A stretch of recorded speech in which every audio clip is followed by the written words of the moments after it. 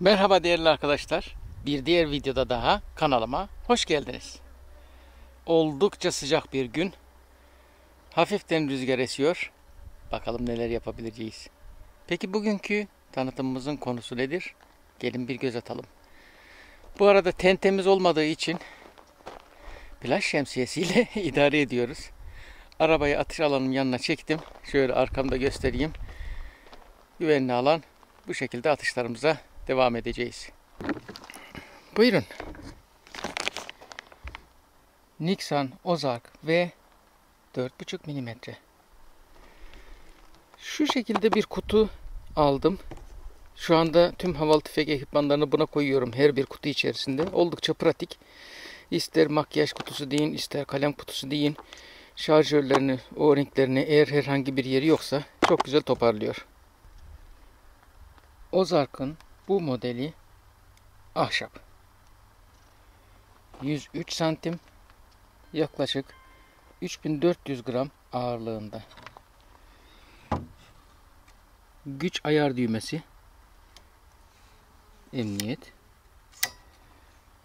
kurma kolu ve manometre. Dolum yeri.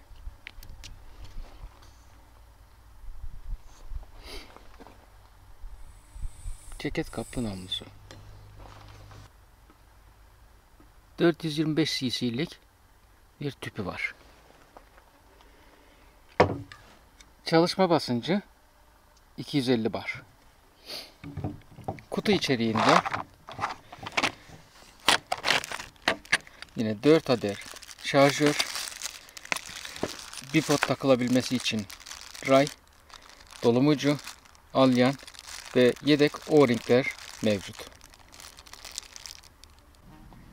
Kutu içeriğindeki bipod takmak için olan ray plastik. Oldukça kolay. Şu kısma buradaki deliğe denk gelecek şekilde koyup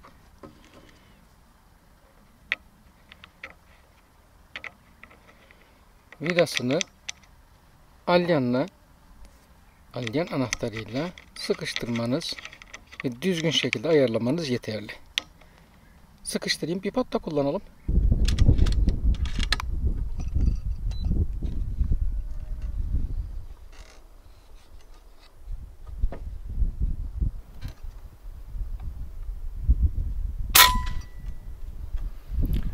...1890.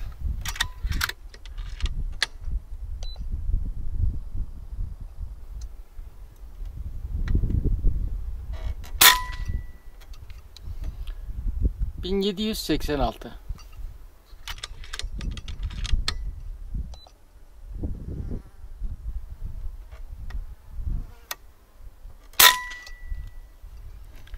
...1630. Ortalaması 1768 şeklinde. Ne kadar sıcak bir gün. Termometre kafayı yedi. Ekran gitti, düşünün. Direkt güneş ışığı bu kadar zararlı işte. Şu anda ölçmeye başladı. 35 derecelerde gösteriyor. Maksimum 50 dereceye kadar çıkmış. Minimum 25, her neyse.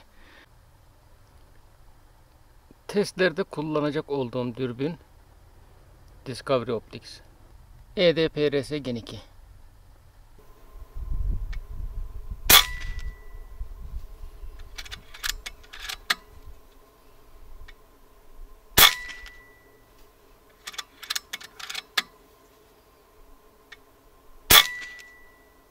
...101 ve 106 desibel civarında. Şimdi moderatör takalım. Moderatörümüz Wrangler marka, Wrangler Phenom.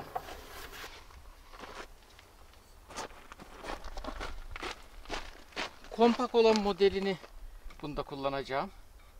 Çok yüksek güç olmadığı için.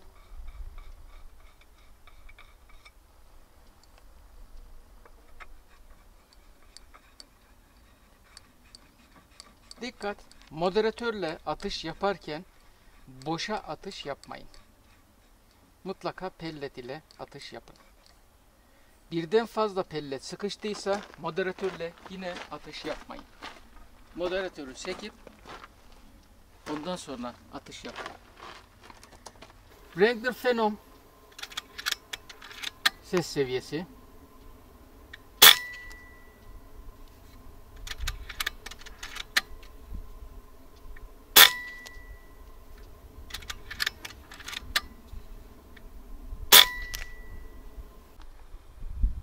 Ne yapıyorsun sen? Dürbünün böyle bir aynanın üzerinde işine. Optik merkezleme. Bir başka PCP'de bir türlü üreticiyi rayın ya da namlunun eğik olduğuna ikna edemediğim için bunu takarak atış yaptım.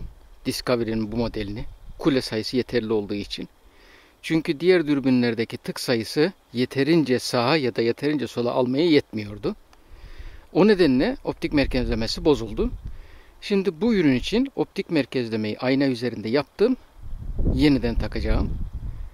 Eğer çok merak ederseniz bununla ilgili kısa bir video sizler için ayrıca çekebilirim. Lütfen yorumlarda belirtin. 250 bara dolduruldu. 25 metrede atış testleri. Yüksek güç, orta güç, düşük güç şeklinde. İlk önce 844 JSP.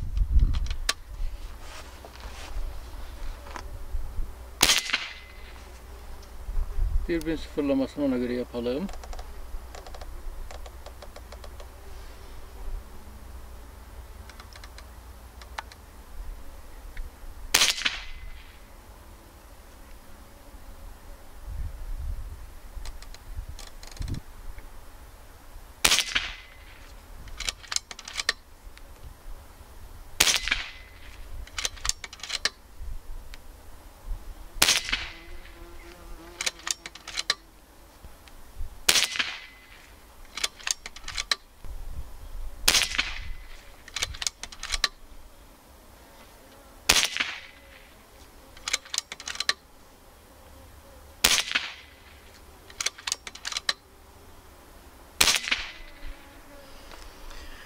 Güç en yüksekteyken 844 ile 1050 FPS civarında atış yapıyor.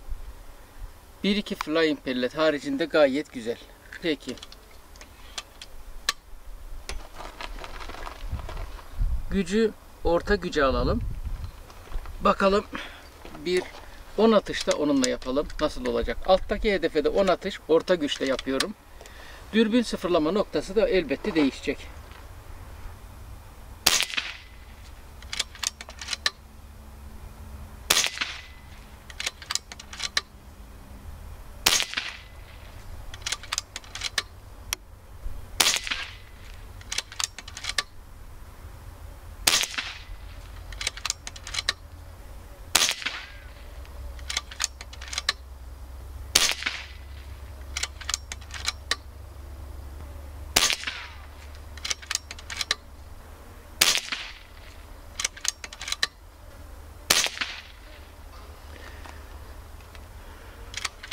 Orta güçteyken 960 FPS'lerde atış yaptı. Sapma birazcık daha arttı. Bir de en düşük güce getirelim. Bu şekilde bu sefer hedef kağıdının orta kısmından nişan alarak atış yapacağım. Bir 10 atışta oraya yapalım.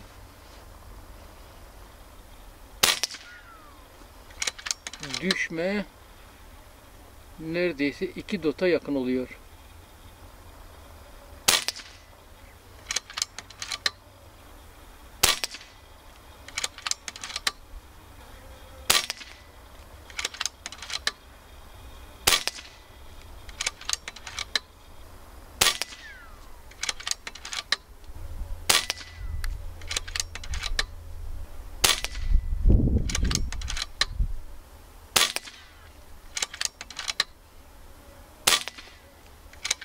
Bu sefer şarjörü bitireceğim.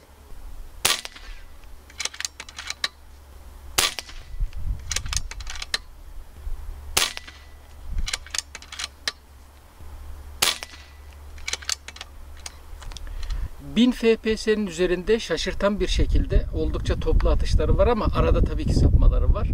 950 FPS'lerde pellette sapma biraz daha fazla. Ama Ama 600-650 FPS'lerde pellette 25 metrede sapma pek olmadı. Flying de olmadı. Oldukça derli toplu gitti. 4,5 milimetreye göre. Dikkat edeceğiniz güç ayarını yaparken PCP'nin kurulmamış olması. Yani şu anda güç ayarını yapabilirsiniz. Kurulu iken güç ayarını yapmayın lütfen. Tetik zaten kurulmuş halde sıkıntı oluşturmasın. Mesafe 25 metre.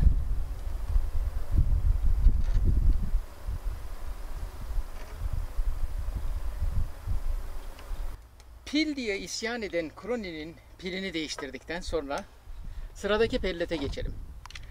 JSB 1034 maksimum güçte 25 metre.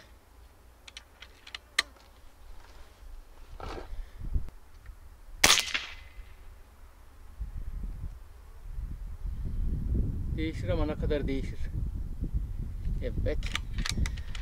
4,5 milimetrede vuruş noktasını görmek epeyce zor arkadaşlar. Kusura bakmayın.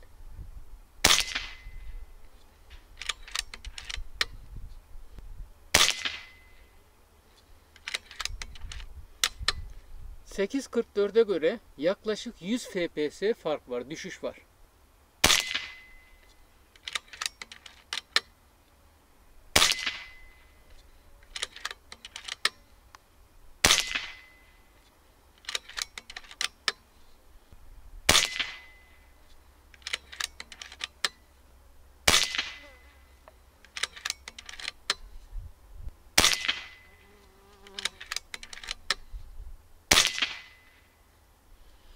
On atışı yüksek güçte yaptıktan sonra bir 10 atışta orta güçte alt hedefe atış yapalım.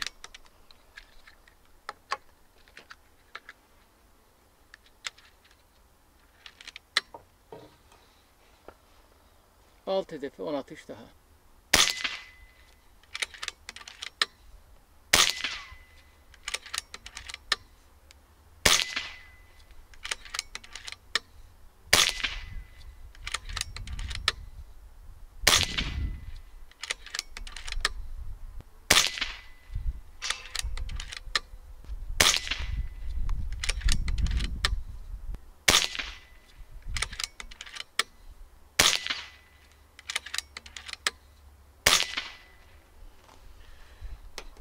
Güce göre yaklaşık 50 FPS değişiklik oldu. Ama grupmandaki birdenbire toparlanmayı görmüş oluyorsunuz. 10.34 grain olan JSB'de orta güç civarında atış yapmanız daha iyi. Şimdi en düşük güce geçip bir de kağıdın ortasına biraz yukarı nişan alarak bir 10 atış daha yapacağım. Bakalım bu sefer nasıl olacak. Aslında bir pellete göre halen birazcık daha yüksek. Ama şimdi de çok düşebilir, göreceğiz. Evet.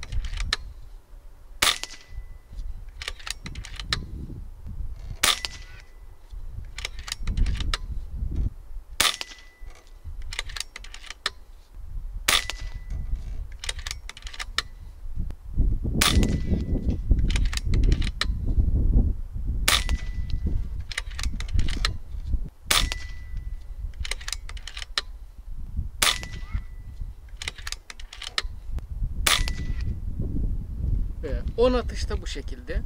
Aynı zamanda pelletin ağırlığına göre şekli de biraz daha değiştiğinden tabi ne oluyor? Ben elime PCP'yi ya da ateşliği aldığımda rüzgar başlıyor. Şemsiyem uçmaz inşallah. Sıradaki.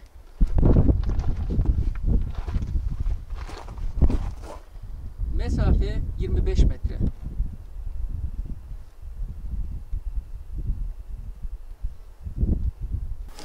JSB 1343. Önce en yüksek maksimum güçte.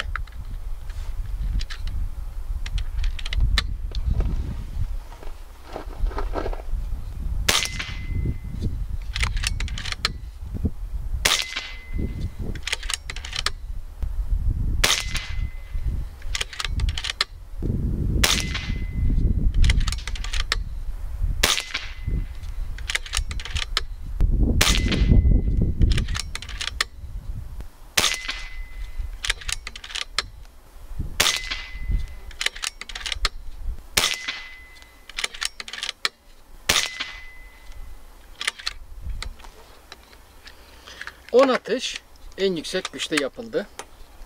Gücü orta güce alıyorum. Ve alttaki hedefe yine aynı şekilde onunla atış yapıyorum. JSB 1343.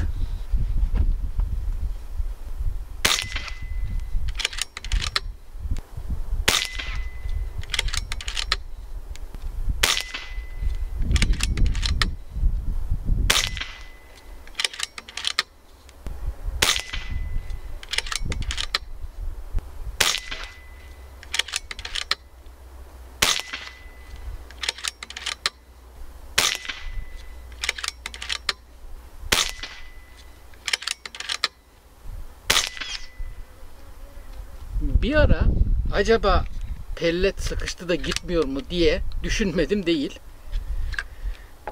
13.43 ile 810-820 FPS civarında oldukça düzgün atışları var. Burada sapmalar var, evet. Bir ya da iki flying pellet oluyor. Bu pelletler kutudan çıktığı gibi kullanılıyor, seçilmeden kullanılıyor. Aynı zamanda çok uzun süredir benim mühimmat kutusunda taşınmaktan ufak tefek ezilmeler de söz konusu. Hiçbirine bakmadan koyuyorum. Pelletler seçilerek atılırsa, hele ki temizlenip ve grain değerlendirilerek, ölçülerek atılırsa büyük ihtimalle çok daha düzgün bir grupman olacak. Bu arada dilim dolaşmaya başladı, kusura bakmayın. Son olarak bir de en düşük güçte ortaya atış yapalım. Bunda daha da yukarı nişan almam gerekecek. Sonrasında bir de aklımda FX pelletler var. Tabi sadece 4,5 mm kullanabilen Azerbaycan'daki can kardeşlerimiz de diyecek ki solid atışı nasıl? Ona da bakacağız.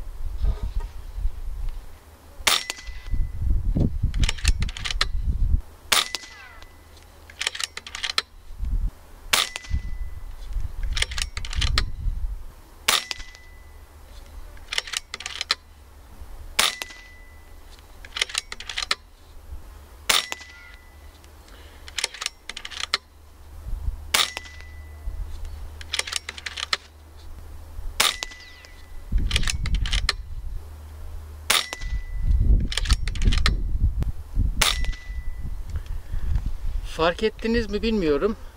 Yaklaşık 4 pellet falan aynı delikten geçti. Yani 500 FPS'lerde bile oldukça isabetli, 25 metrede. 4,5 mm olduğu için mesafe arttıkça dış ortamdan etkilenme ihtimali artacaktır elbette.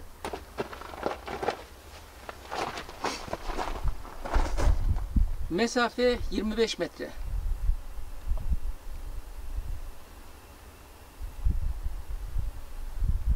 Ozark 4,5 mm. FX pellet, FX Airgun 10.3 grain.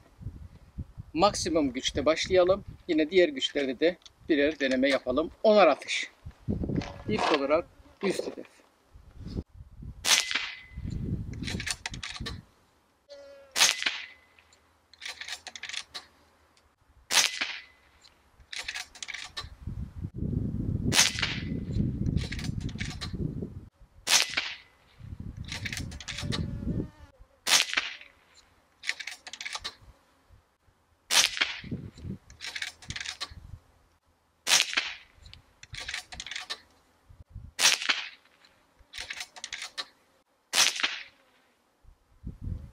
İki tanesi azıcık kenarda.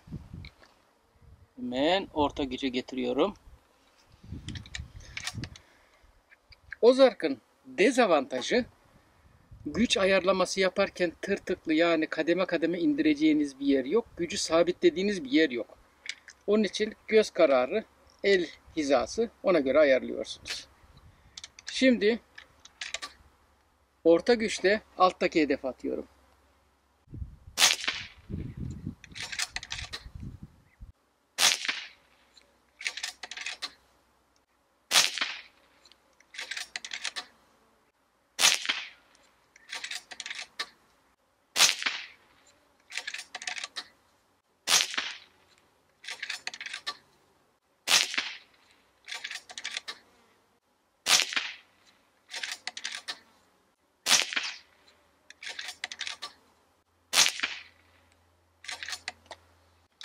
Şimdi en düşük güçte en yüksek ve en düşüğü ayarlarken sorun yok.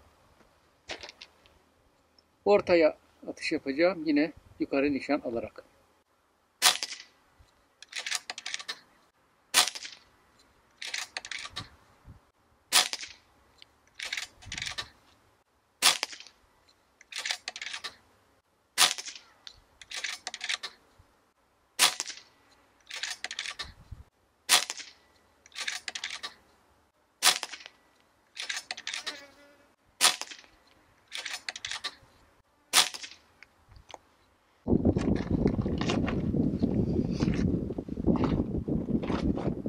...25 metre.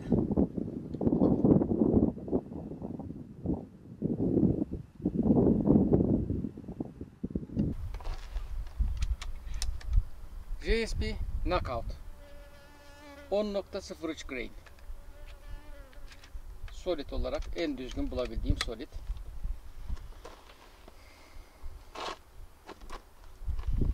En yüksek güç.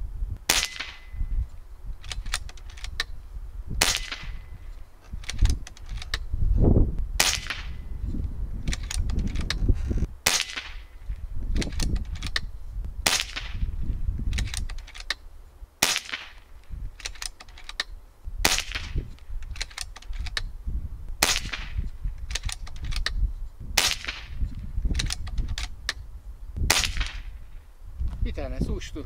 O da pelleti, solidi iterken sıkıntı olduğunu hissettim. Kardeşler, solid atıyor.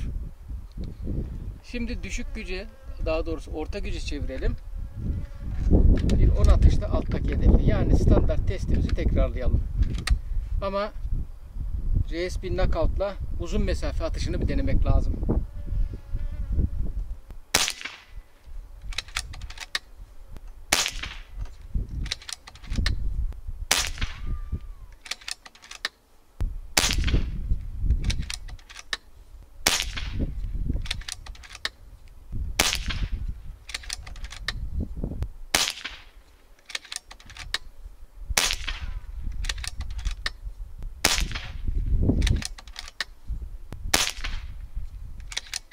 Burada biraz daha açmayı fazlalaştırdı.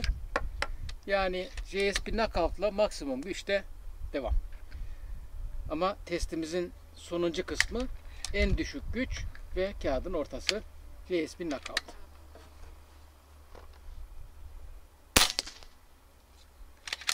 Çok aşağı düşüyor, birbirine karışmaz inşallah.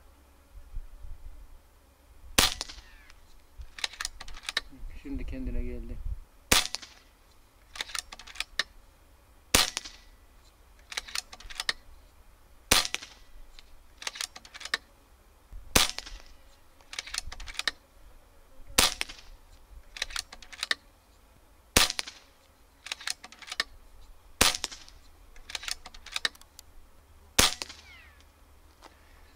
Burada benim şahsi kanaatim, kendi görüşüm, elbette ki öğrenmeye ve denemeye devam edeceğiz.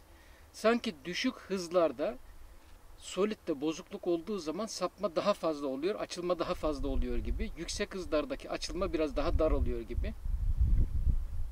En yüksek hızda dediğim gibi devam edeceğiz.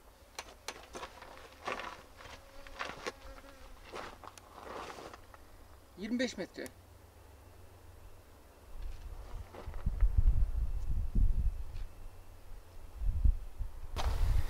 50 metre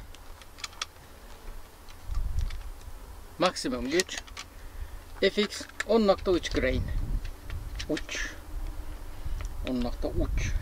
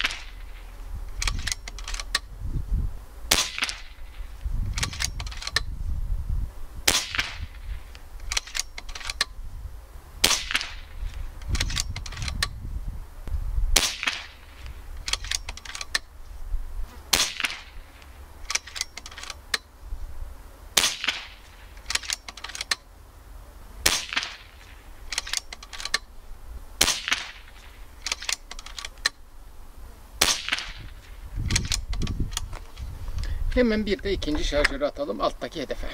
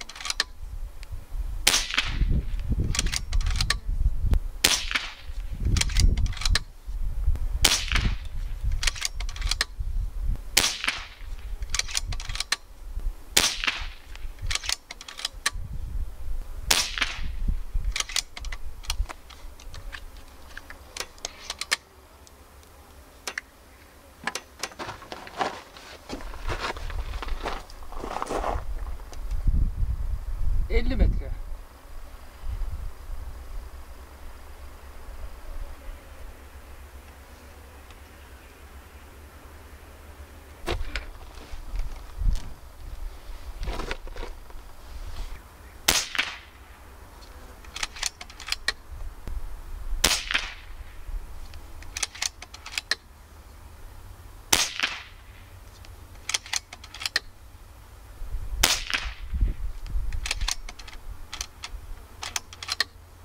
Bunda biraz sapıtabilir. Pellette bir sıkıntı oldu.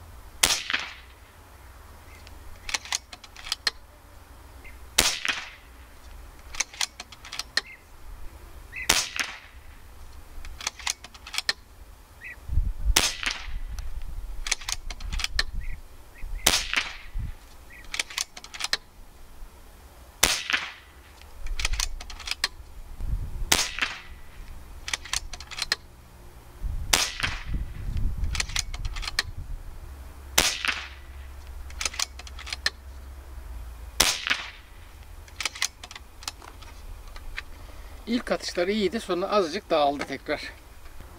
50 metre.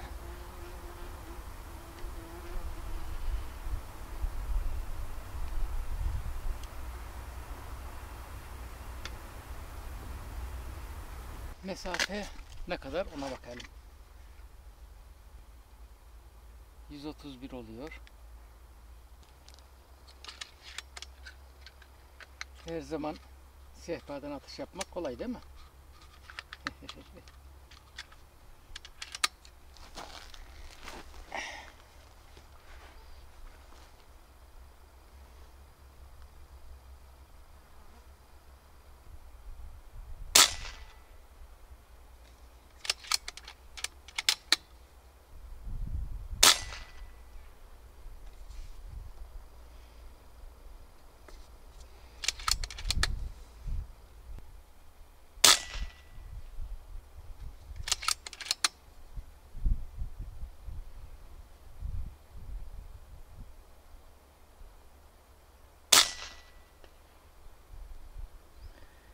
...130 metre.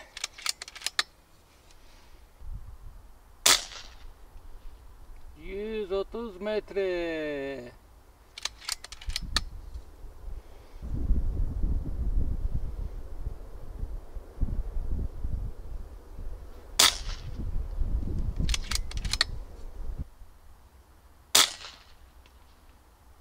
İşte bu. Kamerayı bir ayarlayalım.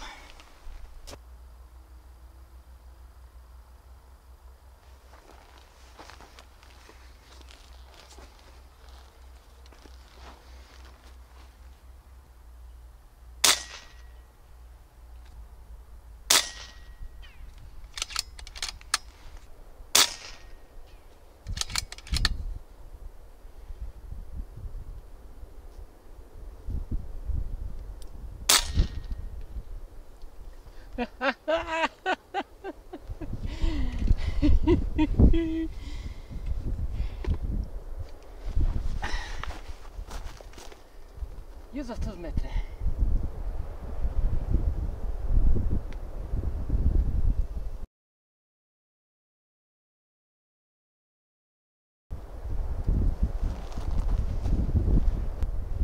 ...130 metre arkadaşlar.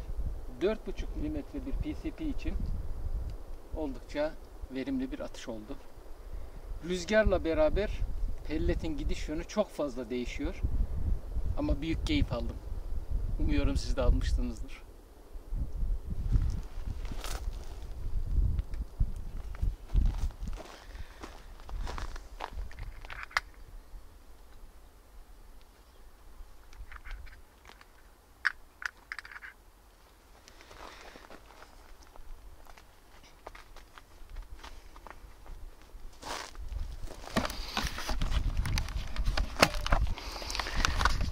Böyle olmaz.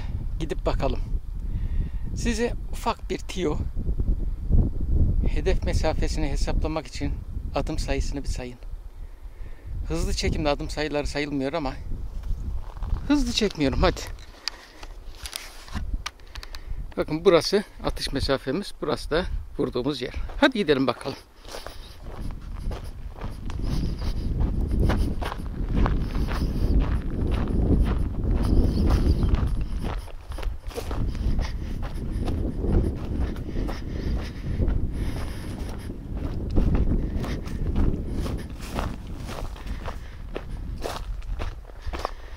Ben kendi hesaplarıma göre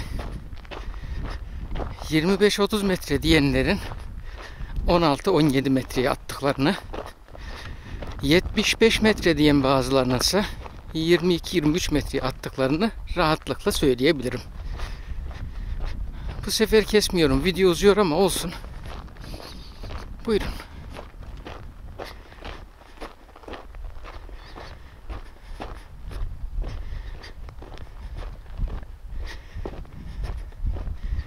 Kesmeden devam.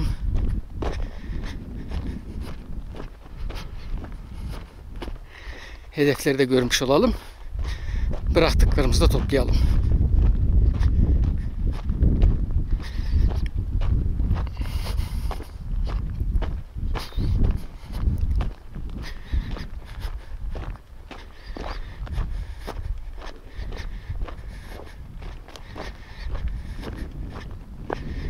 Biraz uğraştırdı beni. Bu mesafeden 4,5 hafif pellet, rüzgar. Zaten kameraya da yansımıştır ses.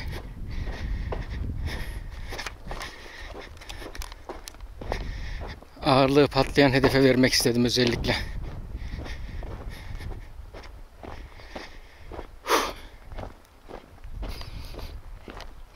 Bunun yan taraftan patladığını gördüm. Aynen dediğim gibi yandan açılmış. Bu tamam. Boşalsın. Toprak su alsın. Haha. Bunda da 2 vuruş var. Gördünüz mü?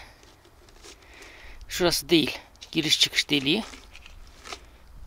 Burası da çıkış deliği. Bence güzel.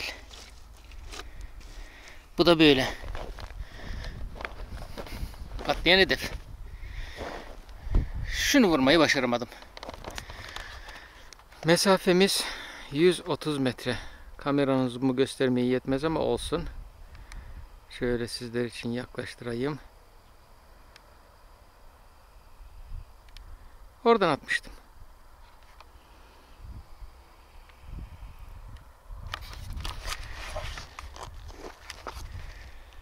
Ve artık videomuzun sonuna geldik. Değerli arkadaşlar, bir diğer incelemenin daha sonuna gelmiş bulunuyoruz. Gerçeklere dayalı, objektif, tarafsız, sizleri düşünülerek hazırlanmış olan videolarımla karşınızda olmaya devam edeceğim. İsteyen beğenir, isteyen beğenmez. Nixon'ın 4.5 Ozark ve modelinde incelemiş olduk sizler için. Yine halen Discovery kullanıyorum. Bizde ürünü bir defa alıp kenara koymak olmaz. Discovery'nin uzun vadeli kullanımını kontrol edeceğim. Moderatör olarak Wrangler moderatör, Phenom, kompakt modeli. Uzun mesafe atışlarımda bunu kullandım. Oldukça da keyifliydi. Sağlıcakla kalın. Yeni videolarda görüşmek üzere.